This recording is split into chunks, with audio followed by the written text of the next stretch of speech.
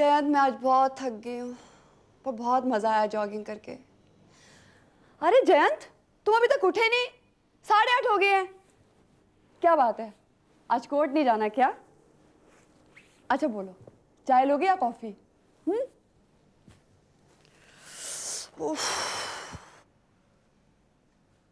तुम ऐसे नहीं मानोगे।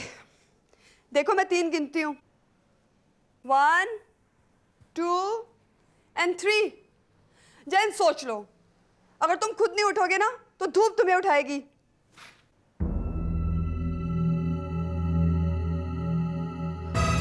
जयंत, जयंत, जयंत!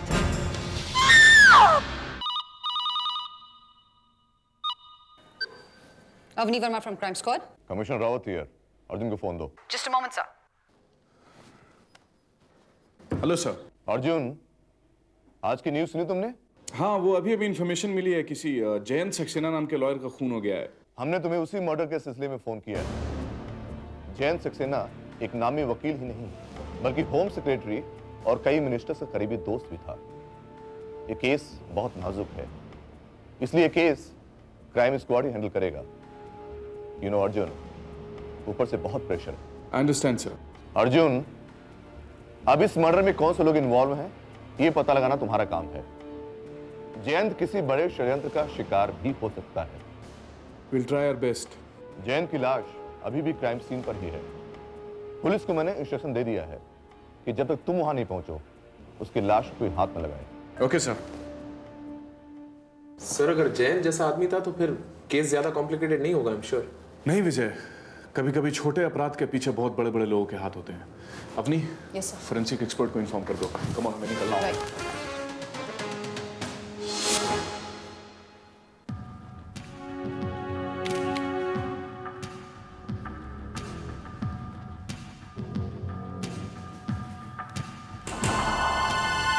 सर, लगता है कातिल ने किसी लोहे की रॉड जैसी चीज से जोर से सर पे वार किया। नहीं विजय, जिस भी चीज से वार किया गया उसका सरफेस फ्लैट है। ये देखो, सर का ये पूरा पोर्शन डैमेज हो गया है। लेकिन ऐसी कोई चीज यहाँ दिख नहीं रही सर। सर, ये देखिए, इस टाइपराइटर के नीचे काफी खून लगा हुआ है। इसी से वार किया गया है। आपका अंदाजा सही था सर। अब पूरी कहानी मेरी समझ में आ रही है। शिंदे, मरने से पहले जयंत फोन पे बात कर रहा था। कातिल जैसे ही अंदर आया, उसने इस पे फायर किया। फोन पटक कर ये दूसरी तरफ गया।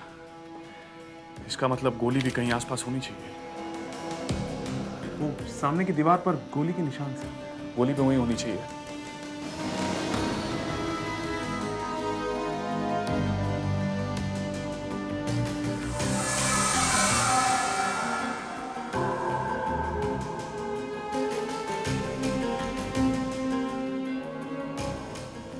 Sir, ये बुलेट मिली है। बात साफ हो गई। एक फायर के बाद जयंत ने कातिल को दूसरा फायर करने का मौका नहीं दिया। दोनों में हाथापाई हुई होगी। कातिल फिजिकली जयंत से ज्यादा स्ट्रांग था, इसलिए उसने ये टाइपराइटर उठाया और इसके सिर पर दे मारा। सर, जैन की बीवी शोभा से बयान लेनी चाहिए सर। हाँ, यू राइट। उनसे पूछताछ करता हूँ। तब तक तुम फोन करो। जयंत मरने से पहले जिस आदमी से बात कर रहा था उससे बात करो। ऑफिस में बुलाओ उसे। सर,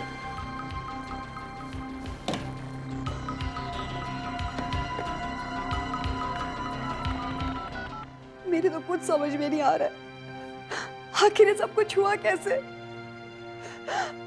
सुबह जब मैं मॉर्निंग जॉग के लिए निकली तो वो सो रहे थे, और जब मैं वापस आई तो आपको किसी पर कोई शक है या आपके हस्बैंड के साथ किसी की कोई दुश्मनी आपके नॉलेज में? मेरे पति मुझे अपने काम के बारे में कभी कुछ नहीं बताते थे। हमेशा रात ऑफिस से लेट आते, फिर फोन पे घंटों बातें करते। किस तरह की बातें? कोई डील, तारीखें, कानूनी बातें। आप चिंता मत कीजिए, हम कोशिश करें कि आपके पति का कातिल पकड़ा जाए। Sir,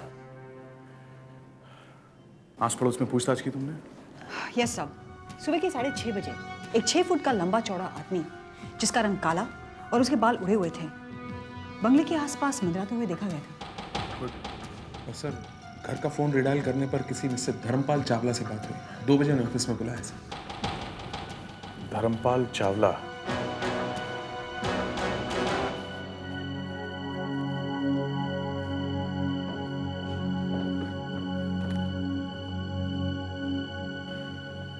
धर्मपाल चावला, अर्जुन।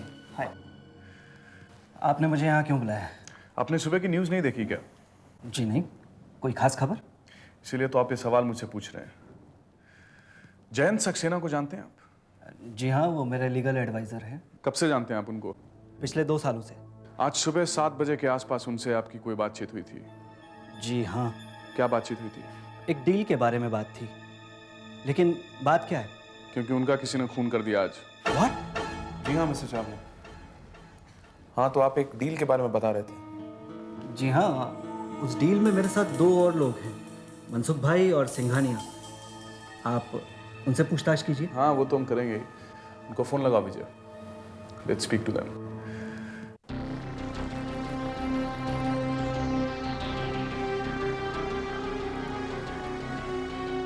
सर, ये उस आदमी की स्केच है जो जैन के घर के आसपास देखा गया है। क्रिमिनल रिकॉर्ड में इस चेहरे से मिलते जुलते हुए 5 लोगों को आइडेंटिफाई किया है मैंने। गुड। 5 को आइडेंटिफाई करने के लिए इन्फॉर्मर नेटवर्क को कांटेक्ट करो इमीडिएटली। Right sir. और हाँ सुनो, जयंत के क्लाइंट के सारे फोन नंबर्स और एड्रेसेस चाहिए मुझे। Right sir. सर, वो दोनों आ गए। चलिए सर। Hello, informer network.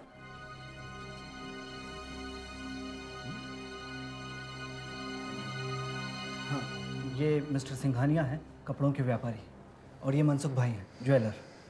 आप लोगों को तो मालूम ही होगा किस लिए बुलाया गया है यहाँ पे। आप किसी डील की बात कर रहे थे जिसमें ये दोनों भी आपके पार्टनर्स हैं।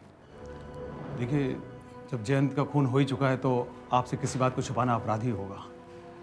दरअसल जयंत ने रामनगर के पूर्व महाराज राजदेव सिंह से हमारी हीरे की डील कराई थी, 3 करोड़ की। हीरा? जी, ये महाराज राजदेव सिंह के खानदानी हीरे की डील थी। वैसे वकील साहब, मैंने 3 करोड़ का हीरा जिंदगी में कभी नहीं देखा। मनसुख भाई, हीरा देख के पहचान तो लोगे ना? आज हीरे को तो मैं नींद में भी पहचान लेता हूँ। बैठिए बैठिए। जयंत ने आपको बता दिया होगा कि आप लोगों को यहाँ क्यों बुलाया गया है। जी राजा साहब, सबको इस बारे में बता दिया गया है।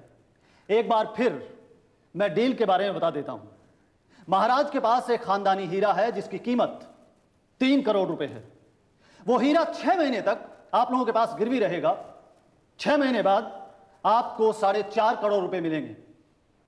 इसका मतलब लगभग आप में से हर एक को 50 लाख का फायदा होगा। महाराज, आप ये क्या कर रहे हैं? हीरे का सौदा मत कीजिए। अगर हीरा राजवंश से बाहर गया तो अपशगुन होगा। पद्मा, हम इसे बेच कहाँ रहे हैं। हम तो बस थोड़े दिनों के लिए इसे गिरवी रख रहे हैं। पता नहीं, मेरा तो दिल बहुत घबरा रहा है। मुझे तो लग रहा है कुछ ठीक नहीं हो रहा है ये सब। फिक्र की कोई बात नहीं है पद्मा। मैनेजर साहब। महाराज। आप पद्मा को प्लीज अंदर ले जाइए। जी महाराज। आइए महारानी। भैया, भैया, ये मैं क्या सुन रहा हूँ? और ये सब क्या है? भैया, आप अच्छे तरह से जानते हैं कि ये हीरा हमारे वंश की शान है और आप इस तरह इसे बेच नहीं सकते। देखो, ये सब बात करने का मेरे सामने कोई मतलब नहीं है। कृष्णदेव, हम जो भी फैसला करते हैं सोच समझ के करते हैं। अच्छा, अब मैं समझ गया। रियासत की जायदाद पर आप कुंडली मारे बैठे हैं। कृष्णदेव, तुम भूल रहे हो तुम किसके सामने बात कर रहे हो। हम रियासत की जायदाद पर कुंडली मारे बैठे हैं। हम? तुम भूल रहे हो, रियासत की जायदाद को बेचने का हक सिर्फ हमारे पास है। भैया, मैं भी देखता हूं कि मेरा हक कौन छीनता है। क्षमा चाहता हूं, आप लोगों को हमारी वजह से तकलीफ हुई। जी, अब जरा बिजनेस की बात कर लें। वो हीरा एक बार देख लेते। हाँ हाँ, क्यों नहीं क्यों नहीं।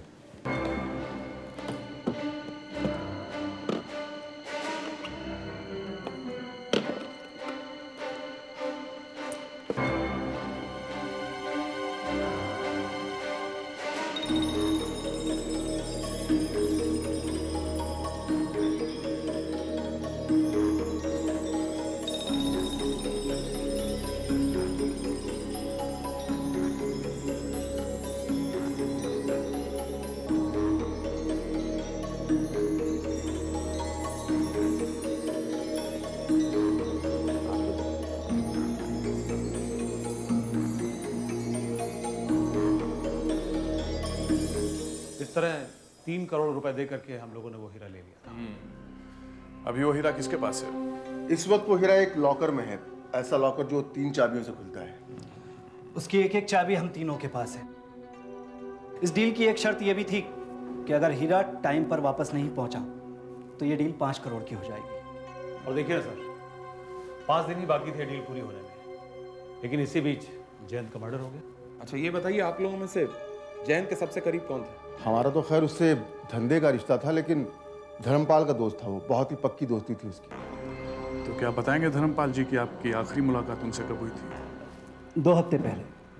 हम लोग अक्सर शाम में साथ में ड्रिंक किया करते थे, और आज सुबह भी मैंने लंच के लिए ही फ़ोन किया था।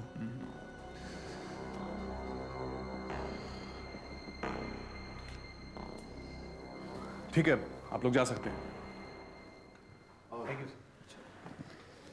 क्या लगता है sir? Too early to say anything. Sir 5 लोगों में से 3 आइडेंटिफाई हो चुके हैं, बाकी 2 का अब तक कुछ पता नहीं चला। नहीं, पर उन दोनों को ढूंढो, उन्हें इन्वेस्टिगेट करना हमारे लिए बहुत जरूरी है। सर मुझे लगता है इस हीरे की डील से जयंत के मर्डर का कोई कनेक्शन नहीं है। आई एम श्योर खूनी कोई और है। हो सकता है, लेकिन हमें इन तीनों पर निगाहें रखनी होगी, स्पेशली इस धर्मपाल पे।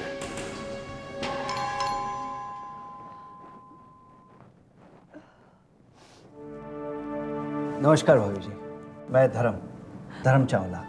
जी आप यहाँ इस वक्त? जी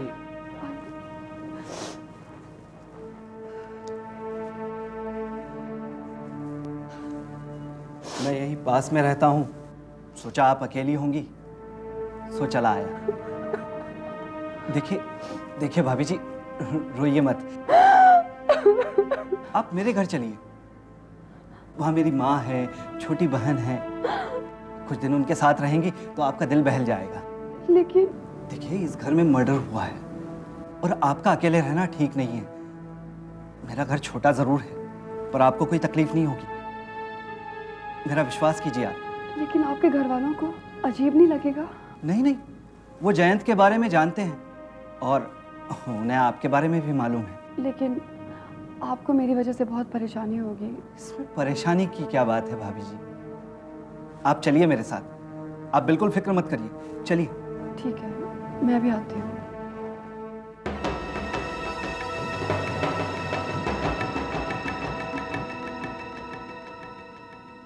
चलिए। जी आइए।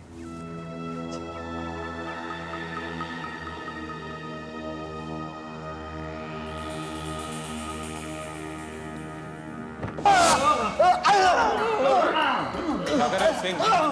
कुछ बताया इन्होंने? कुछ नहीं बताया साहब, मुझे कुछ नहीं मालूम साहब। मैं सोलापुर गया था साहब, आज दोपहर को लौटा हूँ साहब, मुझे कुछ नहीं मालूम। आज दोपहर को लौटे हो? सच कह रहे हो तुम? बिल्कुल सच कह रहा हूँ साहब, मुझे कुछ नहीं मालूम।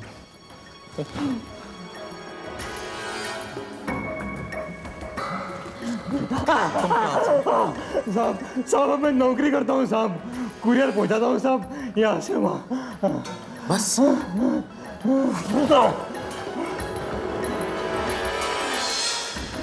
तुम?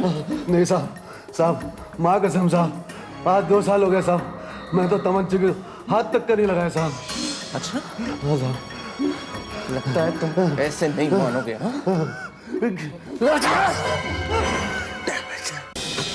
जी आइए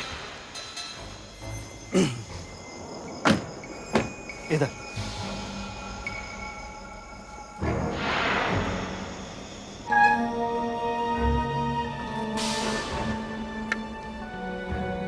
आइए।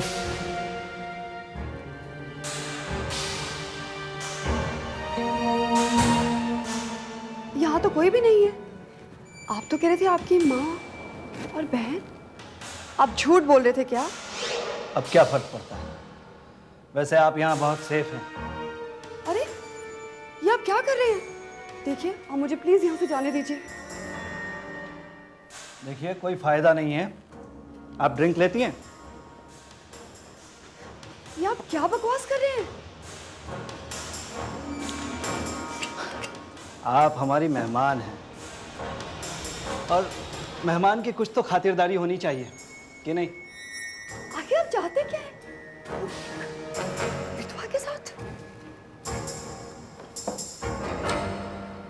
आप विधवा हैं तो क्या, मेरा कौन सा परिवार है? और फिर मेरे जैसा काबिल आदमी आपको अपनाने के लिए तैयार है तो फिर आपको क्या ऐतराज हो सकता है? प्लीज मुझे जाने दो। अरे एक काबिल आदमी तुम्हें अपनाने के लिए तैयार है और तुम हो क्या नाटक किए जा रही हो? ये देखो, 4 दिन की बात है, 4 दिन बाद मैं 3 करोड़ का मालिक हो जाऊंगा। ये मुझे 3 करोड़ का हीरा दिलाए, खामो खा नाराज हो। आजा।